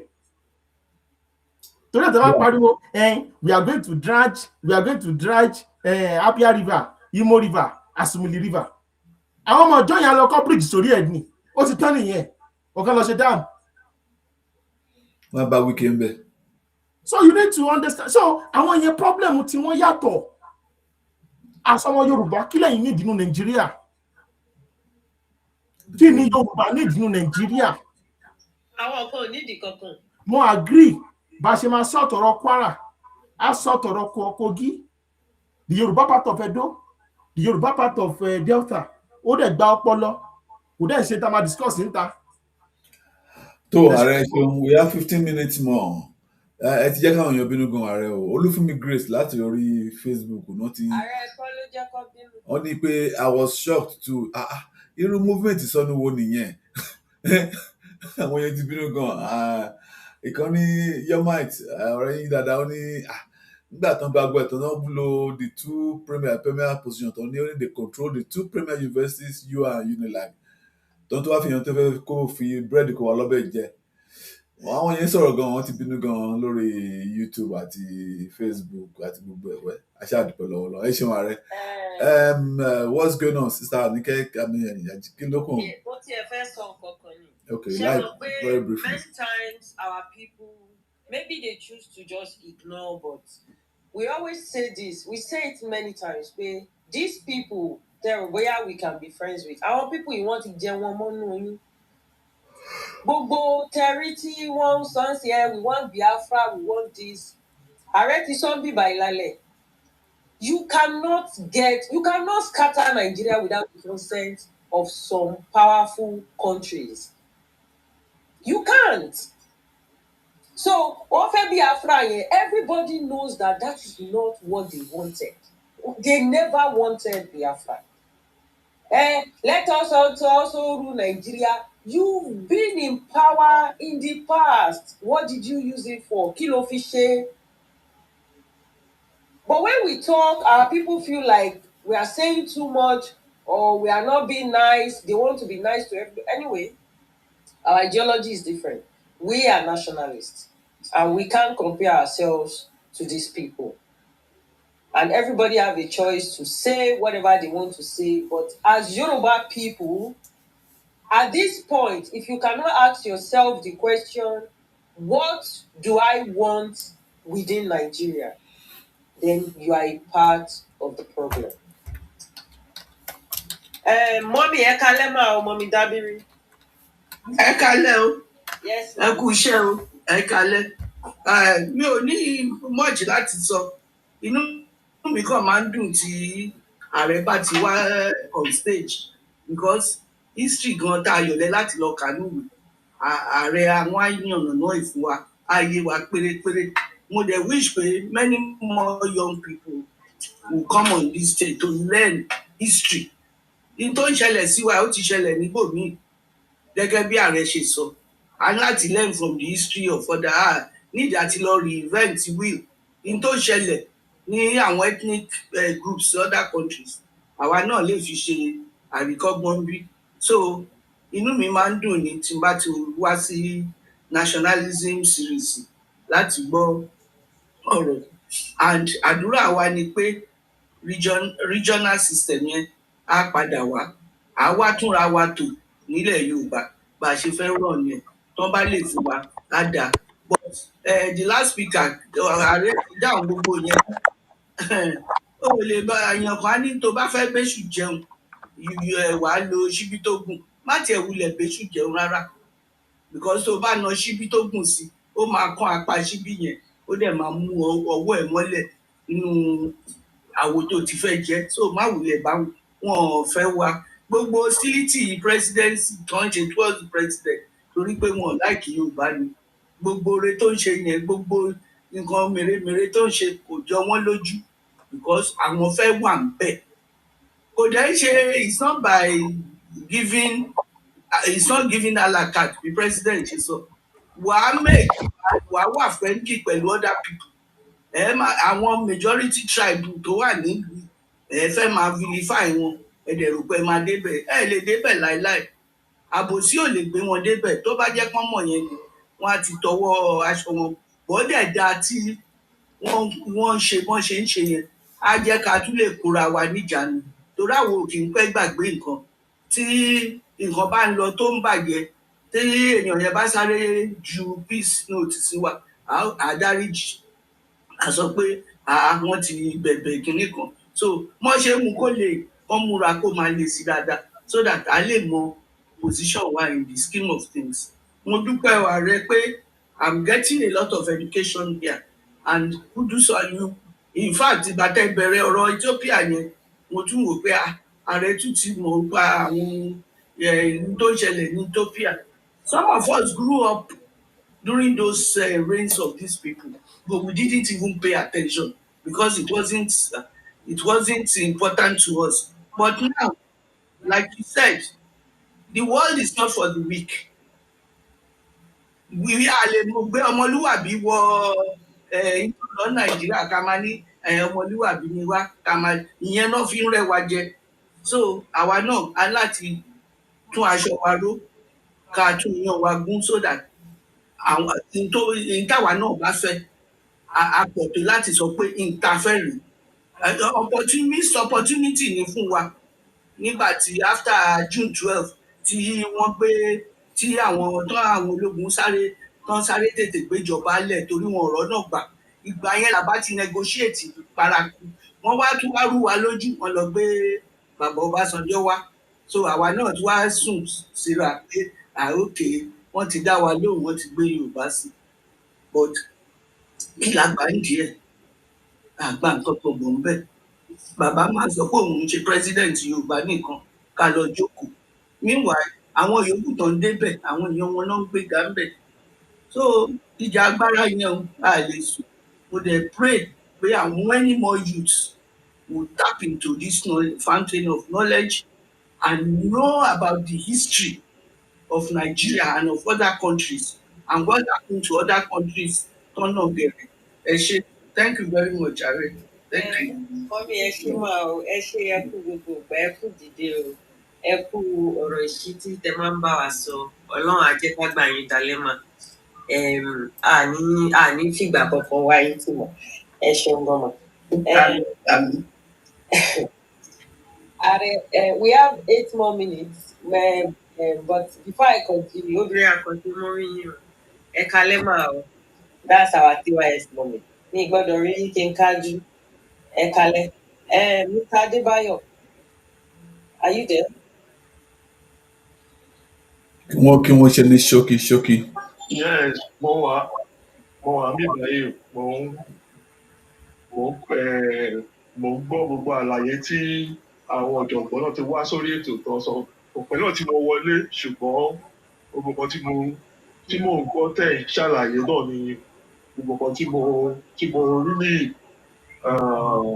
tí mo gbàgbọ́ nípa nǹkan tó yẹ ká ṣe mi ò mọ ẹni tó ń sọ̀rọ̀ nígbà tí mo wọlé láì ní ẹ sọ pé either revolution or restructure pé ibi tí àlẹ́ ti ní multi-ethnic or reformation gẹ́gẹ́ bí condition rẹ̀ fẹ́ tó gbìyànjú àti ṣe fún ìfẹ́ tara ẹ̀ nìkan for his own selfish reason he believes he can really come in revolution even though kò tún ṣe kókó nínú ẹ̀jẹ̀ pàápàá is for commercial purpose because revolution is purely commercial in nature because ó láwọn tó ń fund ẹ̀ so like professor náà sọ̀rọ̀ níbi kan oníṣòwò rẹ̀ ò lè survive ibi tí àwọn èèyàn bá yí wà. Mr. Adébáyọ̀ mi ìgbọ́ yín o. I think it's network. Okay. Ṣé wàá mẹ́? Okay. Mi ò mọ̀ pé Mike mi pẹ́ ti mú tẹ̀ ṣe gbọ́ mi báyìí. Mo ń gbọ́ sí. Okay. Mo ń ṣe àlàyé nípa ìwọ́n tí ṣòwò rẹ̀ fẹ́ ṣe táwọn àpò tàbí gba ti ti tiẹ̀ tàbí tẹ̀lé nípa revolution tó pariwo revolution now take it by force take your kìnìún kan gbogbo jẹgbàjẹgbà tó ń ṣe yẹn because those ones are conventional is that how people dey real revolution. mo ń gbọ́ ẹ̀kọ́ o. Ẹni tó bá ń ṣe revolution kì máa ń wá nǹkan tó fẹ́ gbé níbẹ̀ but òun is just for his own survival is for his own economic well-being so that he can take care of himself and his family. Ẹ bá watch tí kò bá sí nǹkan tó máa dàrú lórí ẹ̀ lè gbúrò ẹ̀ bí kankan. Ibi kí ló máa dàrú kí ló máa dàrú kí ló máa bàjẹ́ kó máa rẹ́ tó máa sọ̀rọ̀ sí ọ̀rọ̀ kò bá kò bẹ̀ ọ̀rọ̀ bínú nǹkan tó ń fò lágbára nìyẹn ibi tó fi ń mẹ́kọ̀ owó ti tiẹ̀ nìyẹn so àwọn ò lè ṣerú yẹn ìjà táwa ń jà ní pé a fẹ́ jàjàgbara fún ẹ̀yà Yorùbá ẹni wọ́n náà jẹ́ jarú ìjà yìí kò ń ṣe economic returns profiting through it will not be your main goal so gẹ́gẹ́ bí ọ̀rọ̀ tí àgbàdo ti sọ sílẹ̀ ìṣòro nìyẹn ó dàbí pé ara ń rí díẹ̀díẹ̀ nínú nǹkan tí president Tinubu à ń rí díẹ̀díẹ̀ nítòótọ́ láṣọ tòótọ́ ara ní aráàlú o ṣùgbọ́n ibi tí màá dá ẹni dúró sí ni pé òwe àwọn Chinese kan tí mo gbọ́ lọ́jọ́ tó ti pẹ́ wọ́n sọ pé the best man that plants a tree is the one who is not waiting to sit under the shade of that tree. Ìtumọ̀ ẹ̀ ní pé ó fẹ́ ṣe for generations yet unborn. Ó fẹ́ ṣe everything. Táwọn bàbá ńlá ti tiẹ̀ tó ṣe ikú tí ò jàǹfààní ẹ̀. Òun ṣe tán láti ṣe fún àwọn àrọmọdọ́mọ so that ní ọjọ́ iwájú wọ́n á lè jàǹfààní. Ẹ jẹ́ kí n ká dúró síbẹ̀. Ẹ ṣe. Mr. Adébáyọ̀ ẹ ṣe lọ. Ààrẹ kan gbọ́ yín gbogbo wa náà dẹ̀ ti gbọ́ ilẹ̀ Yorùbá ìbàjẹ́ lágbára Ọlọ́run ajagun máa lè ṣe wà ń bẹ̀sà. We have 3 minutes to go. Yeah, let me just. Ẹ jọ 1 minute lẹ́ni sá o. Let me hide the data. Mọ́tò sọ̀rọ̀ lẹ́ẹ̀kan. Ẹ bá mi fún ọ ní 3 minutes. Lórí ká máa fọ́ bàláyàsì. Ẹ bá fún ọ 3 minutes ẹ jọ. Thank you, Adé ṣe kan sà. Ṣé rí kan tó ṣẹlẹ̀ ni pé ṣé rí kan tí wọ́n ti ẹgbẹ́ yẹn sọ. I'm telling you 65% of Yorùbás that is who we are. We have that mindset pé wọ́n àti gbogbo àfún máa gbé rẹ́pọ̀dù náà everybody ká gbogbo wa kájọ máa ṣe papọ̀. Bí kárì kápọ̀. Ìgbà kan because of our own mind. But it's not feasible because the way Nigeria is structured it's not visible. Tó bá lọ gọ ara ẹ bó ṣe wà yẹn àwọn yẹn máa gbé ẹ wọ́n máa gbé ẹ nígbẹ́ wọ́n máa gbé ẹ nígan. And then there is also a historical precedent for it. Ṣé rí àwọn babalá wa ìgbà tá à ń bára wa jà gan Ọ̀yọ́ àwọn Ọ̀yọ́ ò ní lọ Èkìtì ò ní lọ Ìbàdàn àbí kí Ìbàdàn kó lọ Èkìtì kí wọ́n fẹ́ colonize àwọn tó wà lẹ́kìtì wọ́n kàn ló máa bá wọn ní wọ́n bóyá máa punish wọn pé okay má jà bọ̀ òpè kìíní kan but they never colonize them. Even when during the great height of our ancestors during Oyo empire the people that were assimilated into that empire it was not by force. There is a way they bring them in. Most of them they were even offered position to also be part of that kingdom. So that is how our ancestors. We don't like wahala. Okay, let's just use diplomacy. Let's be nice to people. Let's be most of the time, But that mindset, it cannot work. Especially when the people that you are fighting with, the people that you are not fighting with anybody anyway. The people that you are dealing with, if they have a contrary motive. So we cannot do that kind of thing. Even the people that want to form alliances with, we also need to be very, very careful. But this is what I want. So that we be goals and objective driven, not to be doing want to be Father Christmas to everybody. You want to be defending the right of everybody, like what we were doing before that we are fighting for them. Nobody. So that's just so that mindset. I know that Omar take a lot of time, but we need to change it because Omar say like things don't buy me, but I will pay these people why can't it be nice to them, this and that. But think about not nice for in fact ọjọ́ làwọn wa la fi ṣe ọjọ́ làwọn ọmọ wa. So you can be nice on individual level, but when it comes to something that affects you, people generally, look at the future and look at the people that you are dealing with. Because if you make a singular mistake, just a mistake, irú mistakes ta fẹ́ ṣe ní 2023 yẹn tó tọ́lọ̀ gbà fún wa táwọn people ẹ̀ bá lọ gba ẹ̀kọ́ just for one day. Ìfá ìgbà tó ju wa máa rí láìpẹ́ ẹ ṣe. Actually, Mr. Jakumayo, I want to leave us with only one question tonight. Ask yourself, if you are in their position, if they have the presidency today, and if they have the population that you have, if they have everything that belongs to you, if they own Lagos, if they have Yoruba land where anybody can come and prosper, will the same thing for you. I'll be giving this stage to my host to do the closing remark. We've already, the time is already fast spent, and for today we need to leave. We have to. So, Mr. Bakari. Ẹ ṣé gan ni Sister Anike. This is a beautiful conversation we've had tonight, and mo dúpẹ́ lọ́wọ́ ààrẹ lórúkọ gbogbo àwọn tó ti látòrí YouTube, látòrí TikTok, látòrí Facebook tó ní ká dúpẹ́ lọ́wọ́ ààrẹ fún gbogbo ọ̀rọ̀ tó ti bá ọ sọ àtòrí Twitter náà. This conversation has brought us back to one unavoidable truth. Nigeria's problems are not only political, they are deeply structural. For over 25 years in the Fourth Republic, we have changed presidents, we've changed governors, we've changed lawmakers, and even policies. Yet the same question remains: why does insecurity persist? Why does the development remain uneven? And why do ethnic tensions continue to define our politics? And why does power remain so concentrated at the center? Perhaps the answer is simple. You cannot fix a building by repairing or repainting it if the foundation itself is unstable. That is the argument for restructuring. Not as a slogan, not as an emotional reaction, but as a serious attempt to revisit how power, resources, responsibilities, and identities are managed within this union.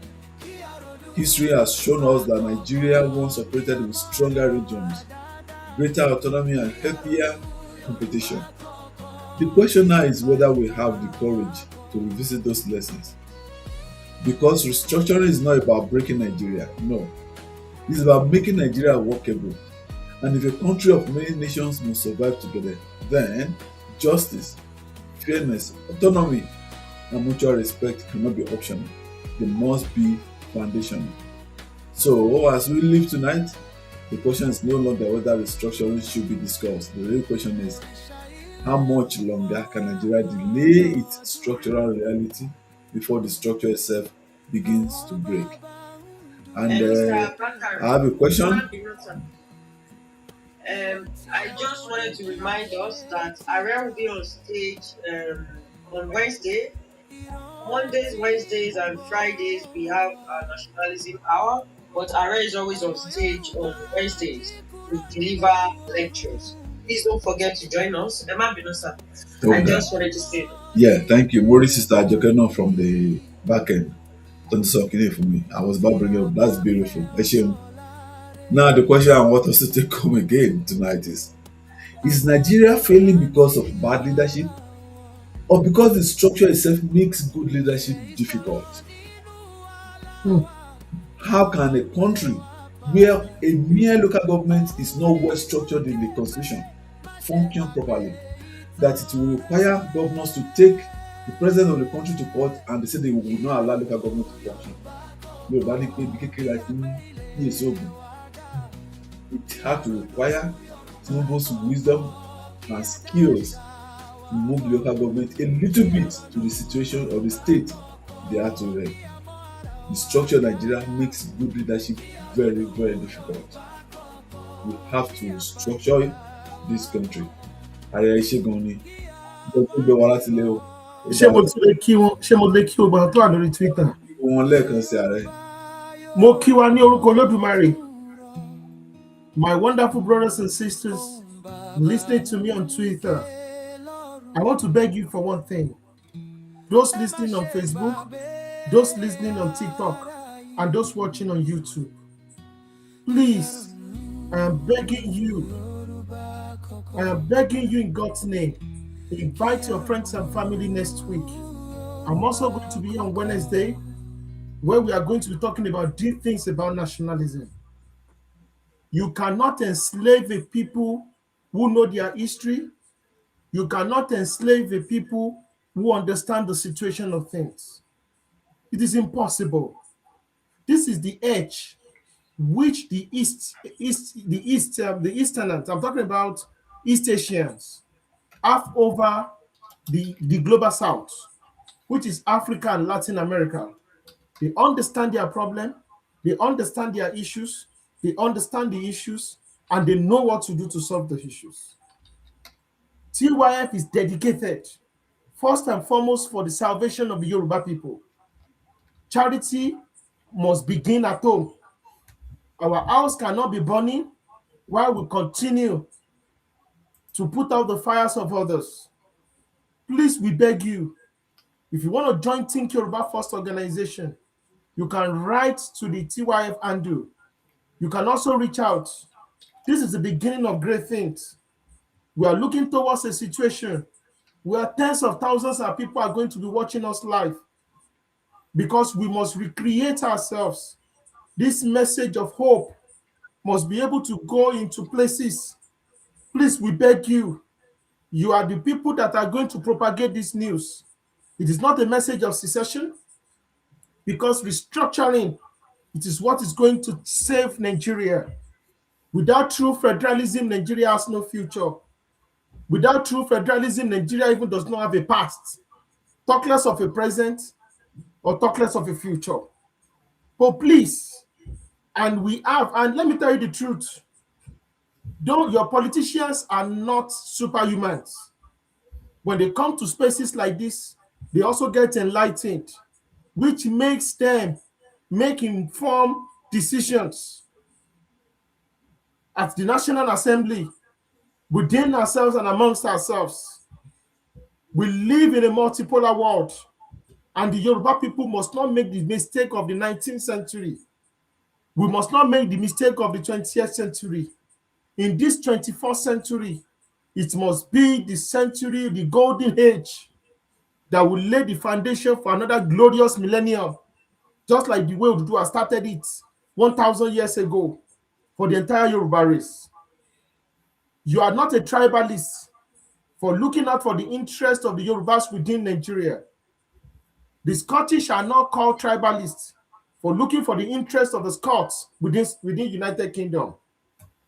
The Welsh people are not called tribalists for looking for the interest of the people of Wales within the United Kingdom. The Irish are not called tribalists for looking for the interest of the Irish within the United Kingdom. The Germans are not called tribalists for looking for the interest of indigenous Germans in Belgium. The Dutch, the Flemish are not called tribalists for looking out for the interests of the French, of the Dutch in Belgium. The white South Africans are not called tribalists when they look out for the interest of white South Africans in South Africa. The white Namibians are not called tribalists when they look out for the interests of the white Namibians in Namibia. The Fulanis are not called tribalists. Or how many times have you seen the usual gaslighters calling Fulani tribalists when people like Gumi and other Fulani redentists and nationalists look out for the interest of Fulanis in Nigeria? So why should anybody call you a tribalist for looking out for the interest of the Yoruba people within Nigeria? The Awolowo that we all worship, we all refer today. He put the interest of the Yoruba people first and foremost. That is why you are not slaves in your homeland today. Not looking out for the interest of your people on their indigenous space in the name of one Nigeria is not patriotism. It is betrayal, it is treachery, it is self-sabotage of your people. May Olodumare continue to be with us. If you want to join us in Think Yoruba First, our arms are open. We want as many people as possible. And we are going to get more stronger and stronger. For those, Mama Dabiri, Mama Baba, that you are praying for us, God will continue to be with us. Níṣẹ́jú wa, ilẹ̀ Yorùbá máa délẹ̀ lérí. Ẹ ṣé púpọ̀. Mr. Bakari, I'm taking something away from this space tonight. What I'm taking away is that our politicians are not superhumans. They also need to be enlightened. I'm putting that on my angle. Mr. Bakari.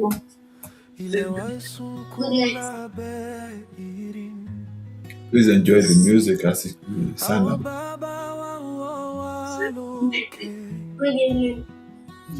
Thank you. That's my grandson. Yeah. Oh, thank you, Mama. Thank you. Recruit, Abby. And all viewers from America, we wish you a happy independence, July 4th today.